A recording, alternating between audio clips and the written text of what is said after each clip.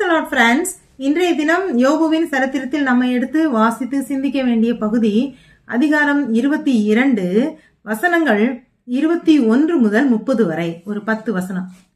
இதுல இந்த போர்ஷன் கூட எலிப்பாஸ், அதாவது யோபுவின் நண்பர் யோபுவுக்கு ஒரு சஜஷன் மாதிரி சொல்றாரு. இந்த அதிகாரத்தோட முதல் பகுதியில கொஞ்சம் அவருடைய கொஞ்சம் கோபமா பேசினாரு. அடுத்தது அவருக்கு ஒரு ஆறுதல் கிடைக்கிறது மாதிரி சொன்னாரு. மூன்றாவது பகுதியாகிய 21 முதல் 30 வரைக்கும் உள்ள இந்த பகுதியில யோசனை சொல்றாரு. நீங்க யோபு, நீ நீதிமான, எல்லாமே ஓகே தான்.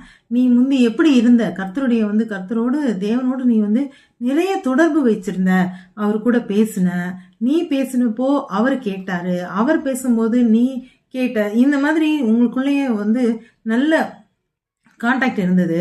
ஆனா இப்போ நீ அவர் உனக்கு கொஞ்சம் கஷ்டம் கொடுத்துருக்காரு அப்படின்னோடனே அதை பெருசா நினைச்சுக்கிட்டு அவர்கிட்ட ஆதங்கப்படுறது, புலம்புறது, அந்த மாதிரி நீ இருக்க. அப்படி இருக்கக்கூடாது. வாழ்க்கை வெறுத்து போன மாதிரி நீ பேசிட்டு இருக்க. அந்த மாதிரி நீ பேசக்கூடாது. நீ தேவனுடைய திரும்ப உன்னுடைய தொடர்பை புதுப்பித்து அவர்கூட பேசினேனா அப்படின்னா உன்னுடைய அக்கிரமங்கள், நீ முந்தி எப்படி இருந்த, அவரோட நீ தொடர்பு கொண்டா உனக்கு நீ முந்தி வச்சிருந்த தங்கம், வெள்ளி, வைரம் எல்லாமே யார் கொடுத்தது? தேவன் கொடுத்ததுதான்.